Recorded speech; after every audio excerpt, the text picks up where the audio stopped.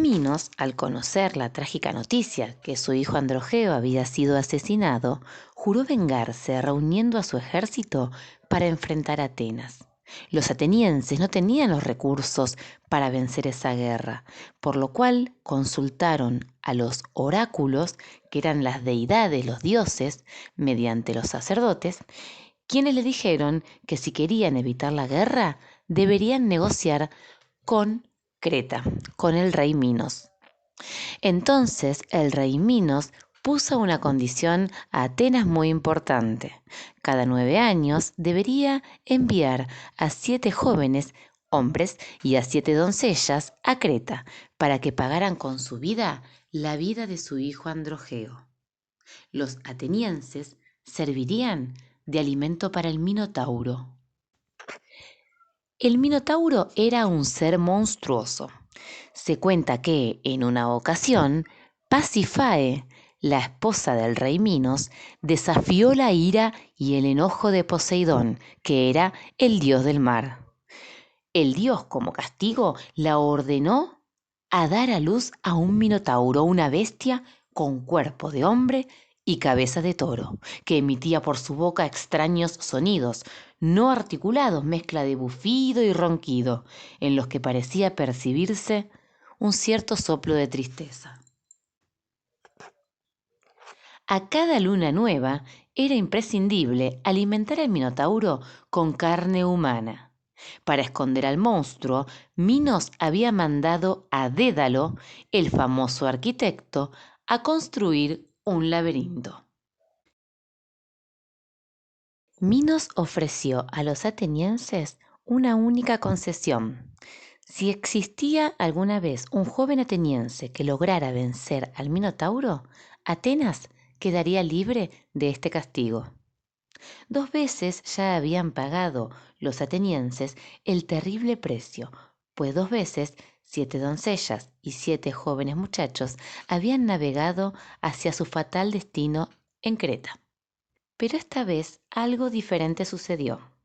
Teseo se hallaba en Atenas, y cuando se enteró de esto, le pidió a su padre Egeo que lo pusiera en la lista y en primer lugar para ir al laberinto del Minotauro y allí vencerlo y liberar a Atenas. Egeo, por supuesto, en un principio se negó.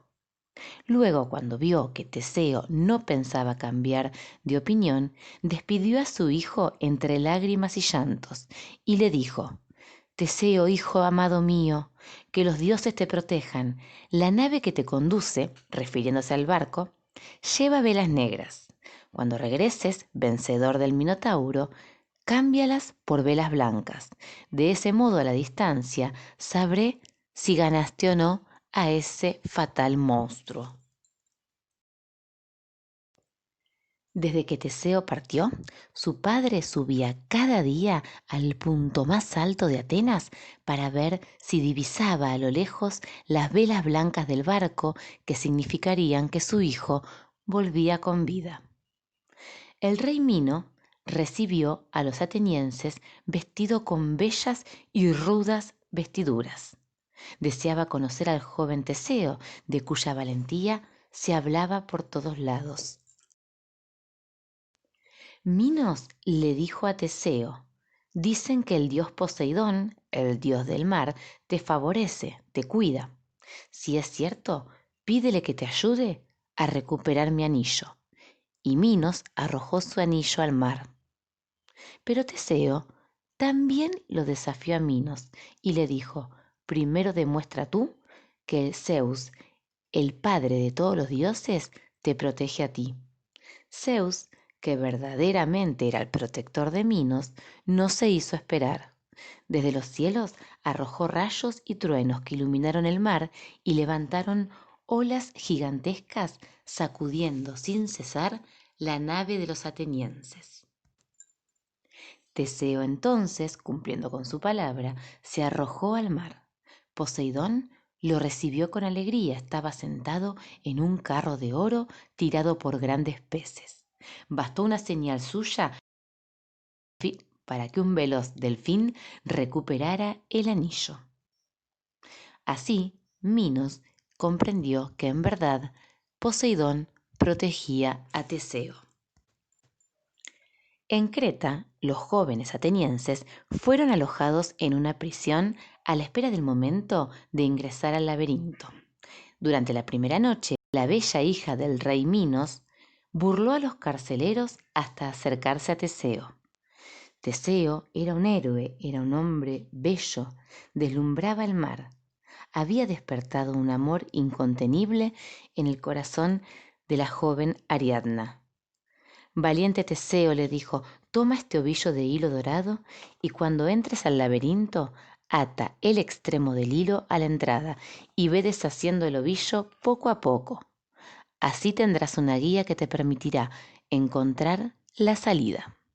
El laberinto era una construcción sombría y tenebrosa, de entrecruzados pasillos e intrincadas galerías. En él se bifurcaban de tal modo los caminos que resultaba imposible encontrar una salida. Al separarse de Teseo, Ariadna le preguntó con voz conmovida: Al salvar tu vida pongo en peligro mi propia vida. Si mi padre sabe que te he ayudado, su enojo será inmenso. ¿Me salvarás tú a mí? Y Teseo prometió hacerlo. Al llegar la mañana, Teseo pidió ser el primero en ingresar al laberinto. Una vez allí, ató una de las puntas del ovillo a una piedra y comenzó a adentrarse lentamente por los pasillos y por las galerías. Fue soltando el hilo a través de su recorrido sin dejar de apretar el ovillo, que cada vez se hacía más pequeño. Con la otra mano sostenía la espada de su padre. A cada paso aumentaba la oscuridad. El silencio era total hasta que de pronto comenzó a escuchar a lo lejos unos fuertes resoplidos. El ruido era cada vez mayor. Por un momento Teseo sintió deseos de escapar, pero se sobrepuso al miedo e ingresó a una gran sala. Y allí estaba el Minotauro. Este monstruo era terrible y aterrador como Teseo jamás hubiera imaginado. Sus mugidos, llenos de ira, eran ensordecedores.